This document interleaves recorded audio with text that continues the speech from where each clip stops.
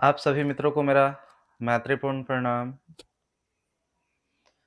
साथियों, आज हम जो ये त्रिसरण का विषय चला रहे हैं पिछले 2 दिनों से, बुद्धं शरणं गच्छामि, धम्मं शरणं गच्छामि और आज जो विषय है, वो है संघं शरणं गच्छामि। पिछले 2 शरणों पे हमने वीडियो बना दिया है। अगर आपने वो उन वीडियो को नहीं देखा है, बुद्धं शरणं गच्छामि,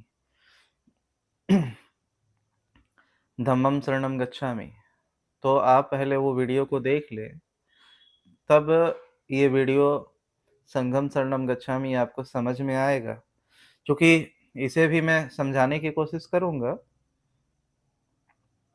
इस वीडियो में भी बाकी 2 चीज़ों के थोड़े से टॉपिक्स आएँगे, विषय आएँगे। तो इस वीडियो को अंत तक देखें, तब आपको ये त्रिशरण जो बुद्ध ने दिया, गौतम बुद्ध ने, बुद्धं शरणं गच्छामि, धम्मं शरणं गच्छामि, संघं शरणं गच्छामि, आप अच्छे से समझ पाएँगे कि इसके वास्तविक अर्थ क्या है, इसका वास्तविक स्वरूप क्या है। जैसे मैंने पिछले 2 वीडियो में जो बुद्धं शरणं गच्छामि, इसका अर्थ गौतम बुद्ध के शरण में जाना नहीं।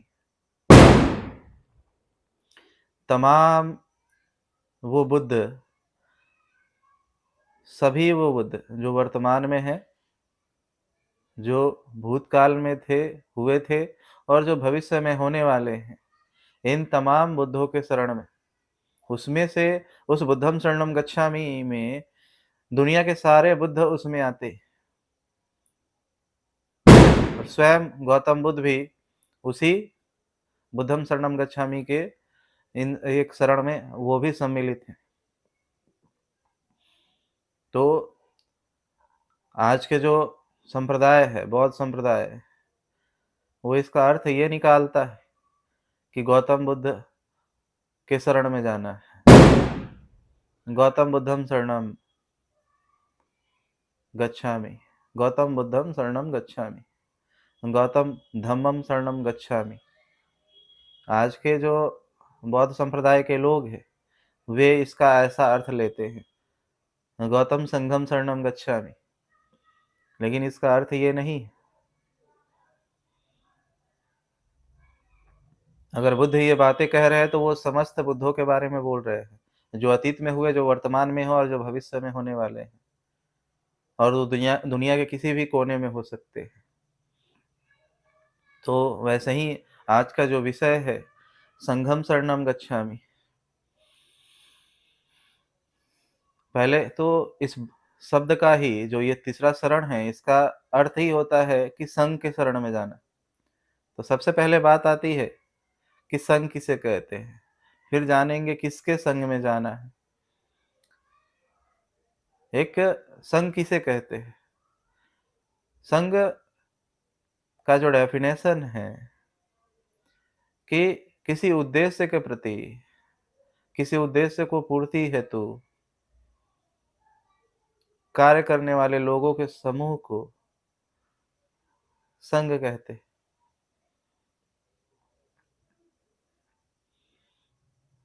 तो कैसे लोगों के समूह और कैसा उद्देश्य, किस संघ के उद्देश्य में जाने, किस लोगों के समूह के में जाने की बातें आ रही हैं। संघ का मतलब ही है लोगों के समूह में जाने की बातें आ रही है। वहाँ नहीं बोला जा रहा है कि एक व्यक्ति के पास जाना है। ऐसा नहीं कहा जा रहा है कि सिर्फ गौतम बुद्ध के संग में जाइए। गौतम बुद्ध का संग होता कि गौतम बुद्ध के संग में जाइए, तो फिर तो सिर्फ गौतम बुद्ध जब तक जीवित थे तभी तक होता। क्योंकि सिर्फ गौतम बुद्ध उस समय के सबसे बड़े बुद्ध,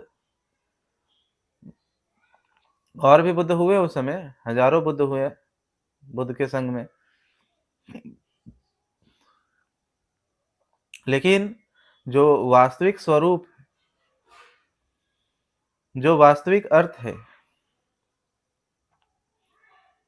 वो पहले ही लाइन से जुड़ा हुआ है, बुद्धं शरणं गच्छामि। बुद्धों के शरण में, समस्त बुद्धों के शरण में जाना है। धम्मम शरणम गच्छामि, धम्म मतलब प्रकृति का नियम। तो जितने बुद्ध पुरुषों ने जो प्रकृति के नियम को बताया है, उन सारे धम्मों के शरण में जाना है। चाहे वो धम्म बताने वाला व्यक्ति गौतम बुद्ध हो, या उनसे पहले के 28 बुद्ध हो, या उनके बाद के उन समय के महावीर हो, जीसस हो, मोहम्मद हो, गुरु नानक हो, कबीर, रविदास हो, सो जितने भी हो, सबके द्वारा जो धम्म बताया गया है, क्योंकि सबने प्रकृति के नियम को ही बताया है, अलग अलग अर्थों में, अलग अलग व्याख्याओं में। तो उन सभी के संग में जाना, उनके धम्म में जाना, उनके धम्म को पालन करना। उसी तरीके से संघम शरणम गच्छामि का है कि वो तमाम जो बुद्ध पुरुष हुए और जो है और जो होंगे, लेकिन अगर हम बात करें वर्तमान की, तो वर्तमान के बुद्धों के संग में जाना। वे तो बुद्धों की संगति करने की बातें कह रहे हैं बुद्ध। उसी को आधुनिक युग में संतों की संगति कहने की बातें कबीर कहते हुए नजर आते हैं, रविदास कहते हुए नजर आते हैं कि संतों की संगति करनी चाहिए। सूफी और संतों की चले, जागृति के अभियान चले भारत में।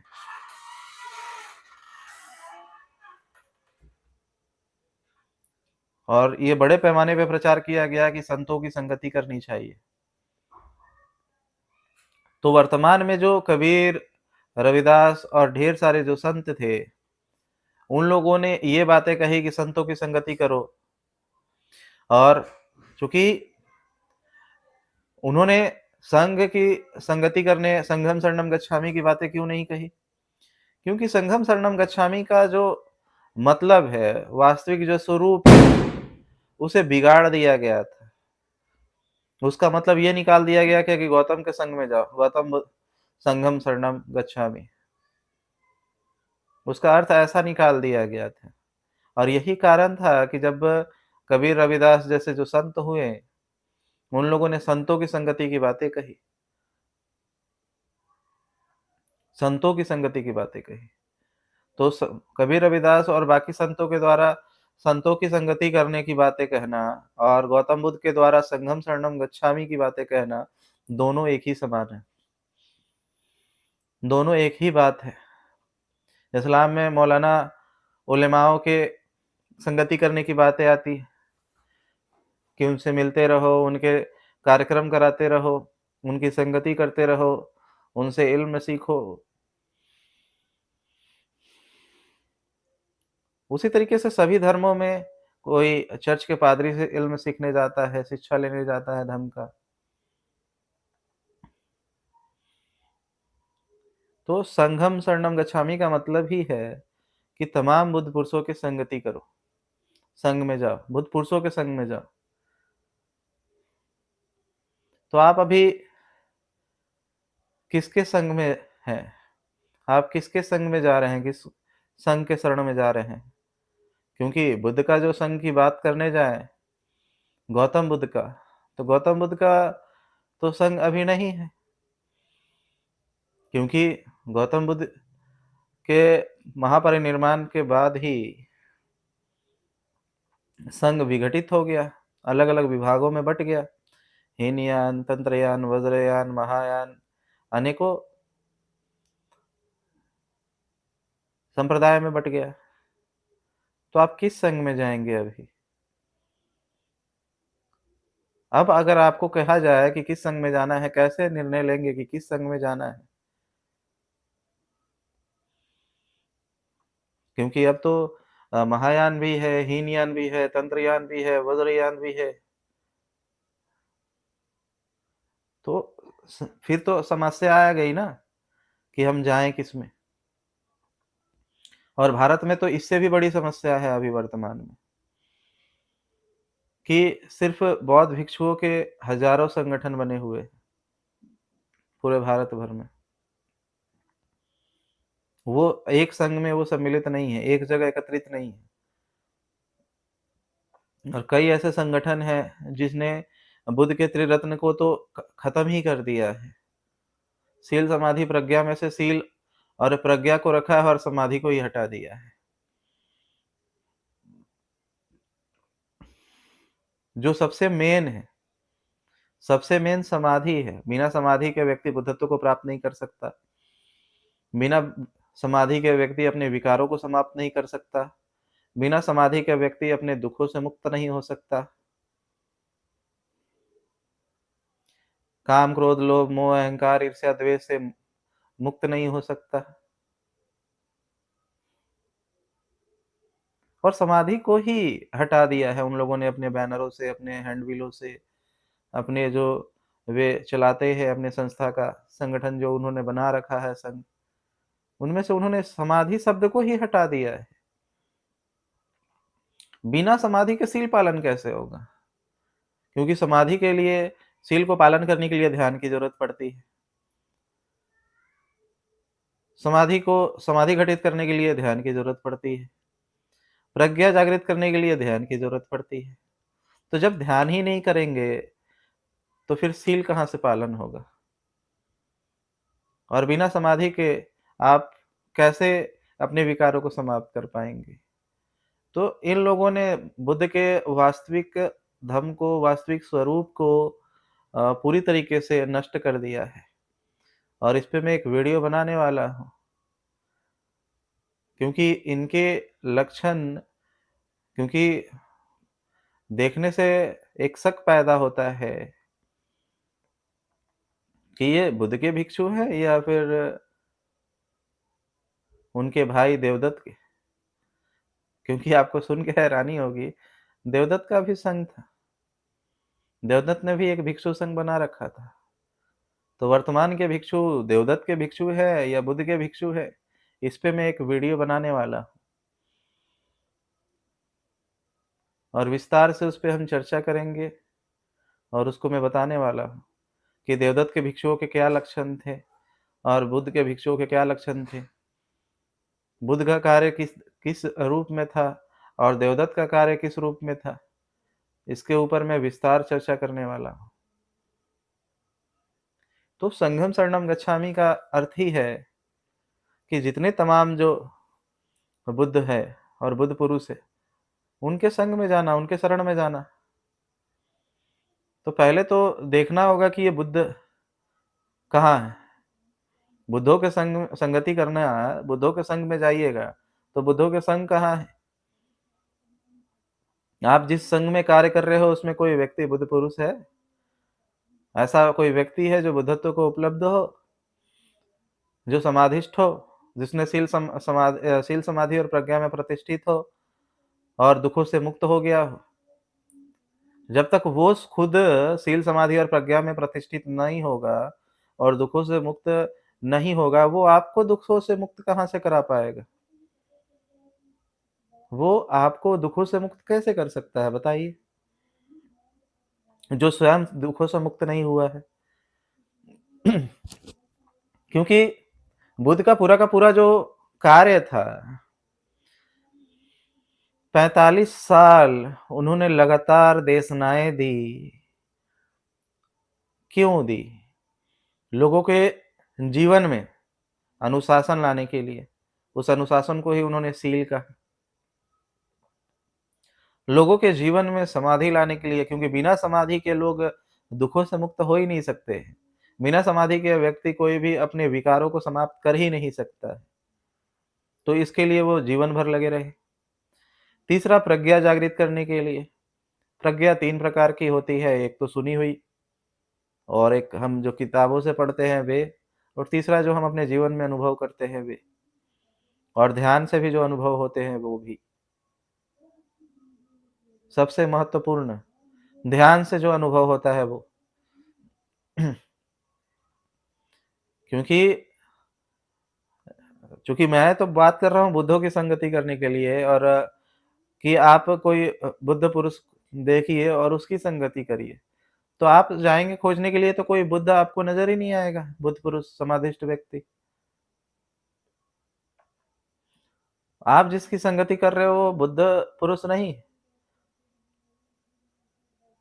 वो आपके जैसे ही लोग हैं, बस उन्होंने एक अलग रंग का कपड़ा पहन लिया है, अलग तरीके से रहते हैं, बस इतना ही आप में और उनमें उतना ही अंतर है। नहीं तो जिस तरीके से आप जीवन यापन करते हैं, जैसे आपको काम वासना पकड़ती है, वैसे उनको भी पकड़ती है। जैसे आपको क्रोध पकड़ता है, वैसे ही उनको वो भी क्रोधित होते हैं। जैसे आप लोभित होते हो पैसे देख कर के, वैसे वो भी पैसे देख के लोभित होते हैं। जैसे आप मोहित होते हो अपने परिवार संगति के लिए, वैसे वो भी किसी न किसी अपने प्रिय के लिए मोहित होते हैं। जैसे आपको किसी से ईर्ष्या होती है, वैसे उनको भी ईर्ष्या होती है। जैसे आपको अहंकार उठता है, वैसे उनको भी अहंकार उठता है। वो भी वैसे ही अहंकारी है। आपको भी किसी वस्तु के प्रति राग और द्वेष और आसक्ति जगती है, वे भी किसी चीज़ वस्तु विषय के प्रति राग, द्वेष और आसक्ति पकड़ते हैं। आप में और उनमें कोई अंतर नहीं है। आंतरिक अंतर है ही नहीं, जबकि एक सन्यासी और एक भिक्षु और एक संसारी व्यक्ति में यही फ़र्क होता है कि आंतरिक बदलाव होते हैं, सन्यासी और भिक्षुओं में। और अगर ये काम, क्रोध, लोभ, मोह, ईर्ष्या, द्वेष, राग, अहंकार ये अगर है ही, तो कपड़ा पहन लेने से वो व्यक्ति भिक्षु थोड़ी हो जाएगा। कोई भी व्यक्ति कपड़ा पहन लेने से भिक्षु नहीं हो जाता। इन सभी चीज़ों से ऊपर उठना पड़ता है। शील, समाधि और प्रज्ञा में प्रतिष्ठित होना पड़ता है। लोग मुझे नकली कह रहे हैं। भाई साहब, जितना प्रेशर मैंने बुद्ध के अनुशासन पे दिया है, उतना किसी के उठा कर के देख ले और बातें कर ले कि मैंने जितनी बार ध्यान करने के लिए कहा है, जितना ज़ोर मैंने ध्यान करने के लिए आपको दिया है, उतना कौन दे रहा है? जितना ज़ोर मैं शील, समाधि और प्रज्ञा को आपको पालन करने के लिए कर रहा हूँ, उतना दूसरा कौन कर रहा है? जितना मैं शील, समाधि, प्रज्ञा में प्रतिष्ठित होने की बातें कर रहा हूँ, विकारों को नष्ट करने की बातें कर रहा हूँ, दुखों से मुक्त होने की बातें कर रहा हूँ, आप देखें।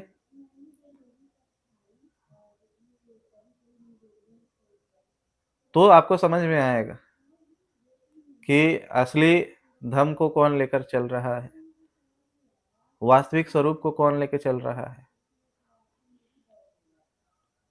और लोग तो मुझे ये भी कह रहे हैं कि आप नकली भिक्षु हो, या फिर आप बुद्ध को बदनाम कर रहे हो। मैं बुद्ध को बदनाम नहीं कर रहा हूँ। बुद्ध को और ज़्यादा वास्तविक स्वरूप में सामने ला रहा हूँ। जो लोगों ने गलत तरीके से सामने लाया, उसको मैं वास्तविक स्वरूप में सामने ला रहा हूँ, ताकि सांप्रदायिक दंगा ना हो, आपके अंदर श्रेष्ठता की भावना पैदा ना हो, क्योंकि श्रेष्ठता की भावना ही अहंकार के तले होती है। अहंकार का ही वो एक स्वरूप है, श्रेष्ठता, अपने आप को सर्वश्रेष्ठ मानना कि नहीं-नहीं मेरे गौतम बुद्ध सर्वश्रेष्ठ है और मोहम्मद, जीसस और कबीर, नानक ये सब नीचे है। ये एक श्रेष्ठता की भावना ही है, अहंकार बस आप ऐसा कहते हैं। और मुझे कहते हैं कि तुम चीवर क्यों पहने हो? बौद्ध भिक्षु। मैं बौद्ध भिक्षु नहीं हूँ, मैं सिर्फ़ भिक्षु हूँ। मैं बुद्ध का भिक्षु हूँ। बौद्ध भिक्षु और बुद्ध के भिक्षु में बहुत अंतर है। बौद्ध धर्म एक संप्रदाय है और वो बुद्ध के भिक्षु नहीं है, वो बौद्ध भिक्षु है। बुद्ध के भिक्षु शील, समाधि और प्रज्ञा के ऊपर कार्य करते हैं। वो अपने स्वयं के विकारों को समाप्त करने और निर्वाण के लिए और स्वयं को दुःख से मुक्त करने के लिए कार्य करते हैं, और दुःख से मुक्त होकर के उन दुःख मुक्ति के उपायों को जन-जन तक फैलाते हैं और लोगों को दुःख मुक्त करने के लिए कार्य करते हैं। यही कार्य जीवन भर गौतम बुद्ध ने किया और वही मैं करता हूँ। मैं मेरा जीवन और मेरे जीवन की जो ऊर्जा है, मेरी जो ऊर्जा है, वो किसी धर्म को गाली देने के लिए नहीं, किसी वर्ग समुदाय के और विशेष वर्ग को गाली देने के लिए नहीं, किसी की निंदा करने के लिए नहीं, सिर्फ़ और सिर्फ़ मानव चेतना का विकास और बौद्धिक विकास करने के लिए है और दुखों से मुक्त कराने के लिए है। मुझे घर बनाने को छोड़ कर के बुद्ध विहार बना रहे हैं, दोनों एक ही बात है। घर बनाओ या बुद्ध विहार बनाओ, संपत्ति ही खड़ा करने के पीछे लगे हुए हैं। दान, दान, दान, दान, हमें दान दो, हमें दान दो, हम ये बनाएँगे, हम संघ बनाने जा रहे हैं। कौन-सा संघ बन रहा है? कहाँ एक जगह एकत्रित है आप सभी? आज का जो संघ है, कहाँ एकत्रित है सब एक जगह पे?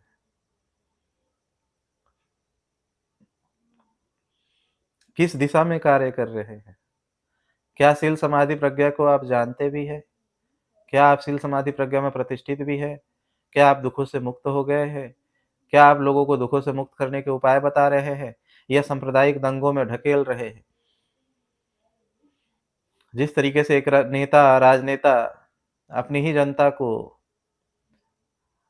जलते हुए आग में ढकेलता है, दंगों के आग में ढकेलता है, उसको उकसाता है, उसके अंदर ईर्ष्या पैदा करता है, दूसरे संप्रदाय, दूसरे धर्म, दूसरे जाति, दूसरे समुदाय के प्रति नफ़रत और ईर्ष्या और द्वेष की भावना पैदा करता है। क्या ये द्वेष की भावना और ईर्ष्या की भावना और निंदा की भावना पैदा नहीं कर रहे हैं? अगर आपका मार्गदर्शक अगर किसी भी धर्म समुदाय के प्रति आपको भड़का रहा हो, उकसा रहा हो, ईर्ष्या करने बता रहा हो, द्वेष करना बता रहा हो, बुराई करने बता रहा हो, जल्द से जल्द उससे दूरी बना ले। नहीं तो आपकी चेतना का विकास तो दूर, जो थोड़ी-मोड़ी चेतना आपके अंदर बची हुई है, वो भी नष्ट हो जाएगी। जो थोड़ा-मोड़ा आपका बौद्धिक विकास है, वो भी समाप्त हो जाएगा। ऐसे लोगों से तुरंत दूर हो जाए। क्योंकि बुद्ध कहते हैं कि तुम्हारे दुखों और सुख का कारण तुम स्वयं हो। अगर आप मजबूत हो गए तो आपका कोई शोषण नहीं कर सकता है। आप संगठित हो मजबूती से तो कोई आपको जातियों में बाँट नहीं सकता है। अगर आप ताकतवर समाज से हो तो कोई आपको घोड़ी से नहीं उतार सकता है। अगर आपका समाज ताकतवर है, आप एकत्रित हो, तो कोई आपको मूंछ रखने से नहीं कुछ कर सकता है। ये सारे कृत्य सिर्फ़ और सिर्फ़ इसलिए होते हैं क्योंकि आप कमज़ोर हो। आपके जीवन में अनुशासन नहीं है, आपके जीवन में दृढ़ संकल्प नहीं है, आप सेल्फ रिस्पेक्ट नहीं रखते, आत्मसम्मान आपका नहीं है, बहुत गिरा हुआ है। आप निडर नहीं हो, बहुत डरपोक हो। तो ये सारी कमियाँ आपके अंदर में हैं। तो आपको अपनी कमियों को दूर करना होगा। स्वयं को मजबूत बनाएँगे और शील समाधि प्रज्ञा में प्रतिष्ठित होंगे, आपकी सारी समस्याएँ समाप्त होती चली जाएँगी। ऐसे कई उदाहरण अभी-अभी मैं जिन लोगों को शील समाधि प्रज्ञा सिखा रहा हूँ, उन्हें इसके इस रास्ते पे आगे बढ़ा रहा हूँ, मार्गदर्शन कर रहा हूँ, उनके जीवन में ढेर सारे परिवर्तन देखने को मिल रहे हैं। ढेर सारे परिवर्तन देखने को मिल रहे हैं। उनके जीवन काफ़ी आनंदपूर्ण होते जा रहा है, काफ़ी सुखपूर्ण होते जा रहा है, काफ़ी उनके विकार जो बहुत ज़्यादा हावी होते थे, चाहे वो काम हो, क्रोध हो, ये सारी चीज़ें बहुत कम हो रही हैं। तो आप भी इस रास्ते पे चल कर के अपने आप अपने सारे विकारों को समाप्त कर सकते हैं, दुखों से मुक्त हो सकते हैं। उस सत्य को आप भी जान सकते हो जिस सत्य को गौतम बुद्ध ने बोधि वृक्ष के नीचे बैठ कर के जाना था। ये कोई किसी एक व्यक्ति के लिए नहीं है कि कोई एक व्यक्ति के लिए कोई कोटा आया था कि वो एक ही व्यक्ति के लिए था और वो कोटा पूरा हो गया है। नहीं, नहीं, ये कोटा अ, अनगिनत प्रत्येक व्यक्ति बुद्धत्व को प्राप्त कर सकता है। प्रत्येक व्यक्ति शील, समाधि और प्रज्ञा में प्रतिष्ठित होकर प्रत्येक व्यक्ति बुद्धत्व को प्राप्त हो सकता है। और इसके लिए आपको बुद्ध पुरुषों की संगति करनी होगी या कहे संतों की संगति करनी होगी। तभी जाकर के आपका भला हो सकता है, आपके मानव चेतना का विकास हो सकता है, आपका बौद्धिक विकास हो सकता है। जब तक आपका चेतना का विकास ना हो, प्रत्येक व्यक्ति के चेतना और बौद्धिक विकास नहीं होगा, क्योंकि व्यक्ति से ही समाज और समाज से ही राष्ट्र बनता है। समाज नाम का कोई व्यक्ति नहीं है या देश राष्ट्र नाम का कोई व्यक्ति नहीं है। व्यक्तियों के मिलने से ही समाज बनता है।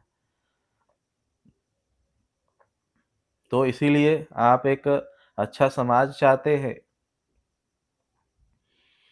तो एक अच्छा व्यक्तित्व बनना होगा। और मैं प्रत्येक व्यक्ति को शील, समाधि और प्रज्ञा में प्रतिष्ठित होने के मार्ग बताऊँगा, दुःख मुक्ति के उपाय मार्ग बताऊँगा। और लोग अगर इस पे चलते हैं, पालन करते हैं, तो वे अपने जीवन में दुखों से मुक्त होंगे, जीवन में शांति, सुख शांति आएगी, दृढ़ संकल्पित और अनुशासित बनेंगे, आत्मसम्मानी बनेंगे। तो उनके साथ जो वो मजबूत होते जाएँगे, मजबूत होंगे, तो उनका समाज भी मजबूत होते चला जाएगा और उन पे शोषण होना समाप्त हो जाएँगे। इसके लिए आपको बुद्ध पुरुषों की संगति करनी होगी, कल्याण मित्र की संगति करनी होगी। लोगों के समूह को संग नहीं कह रहे थे बुद्ध। बुद्धों का संगम शरणम गच्छामि का मतलब ही है बुद्धों के संग की शरण में जाना है। बुद्धों के जहाँ भी आपको बुद्ध मिले, बुद्ध पुरुष, उसके संगति कीजिए। और वो बुद्ध पुरुष कहीं भी आपको मिल सकता है, किसी भी संप्रदाय में मिल सकता है। उसके लिए ये मत देखिएगा कि वो चीवर पहना है या नहीं पहना है।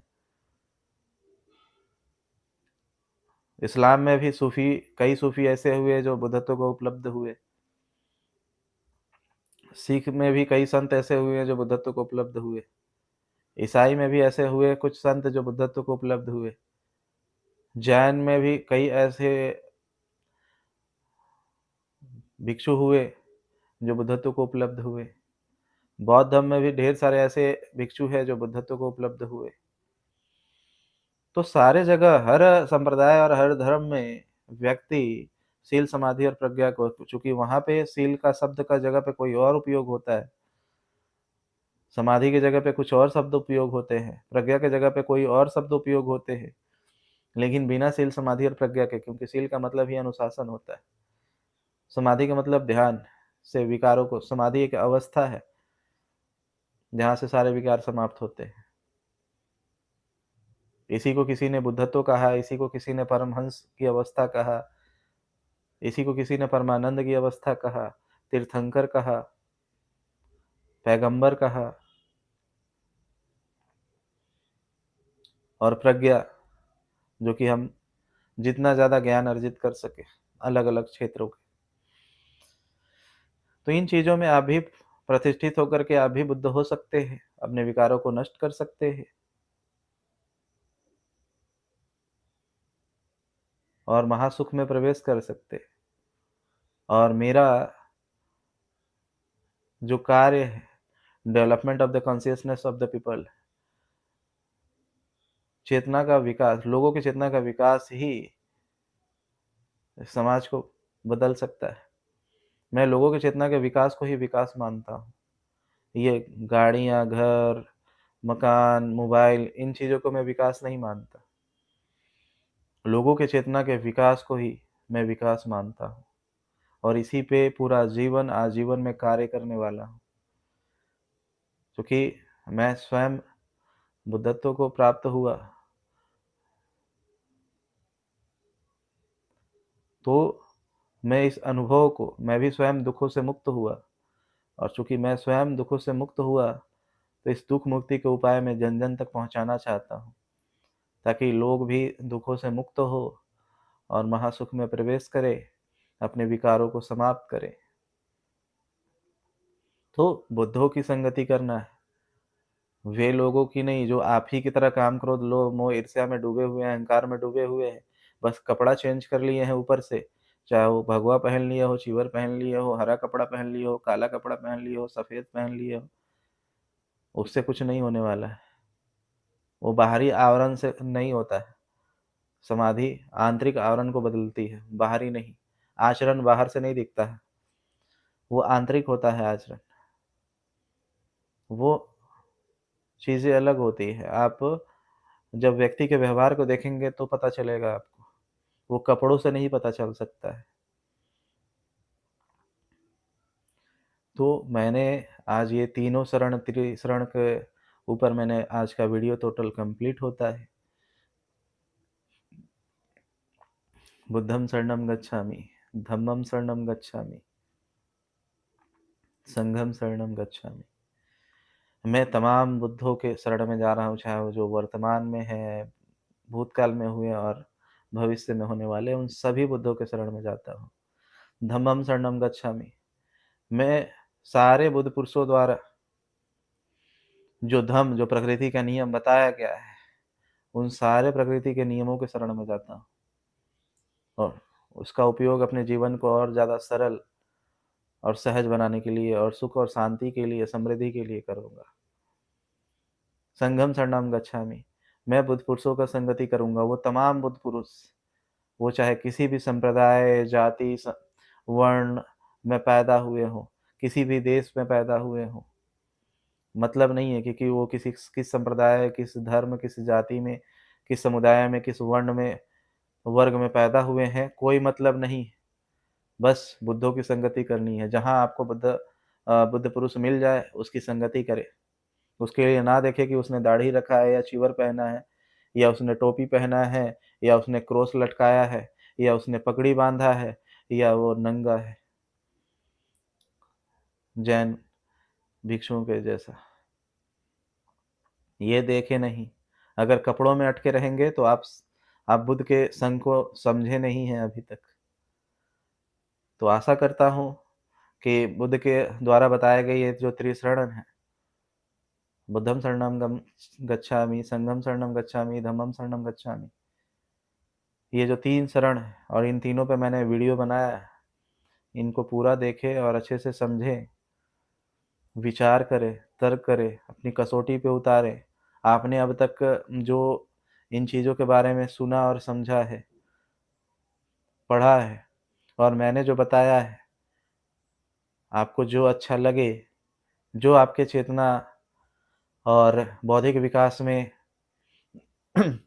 विकास लायक हो, विकास करने लायक हो, क्योंकि बुद्ध ने जो बातें बताई, वो बताई कि उसके ऊपर रिसर्च करना है, मानना नहीं है कि मैंने बस बोल दिया, मान लेना ऐसा नहीं।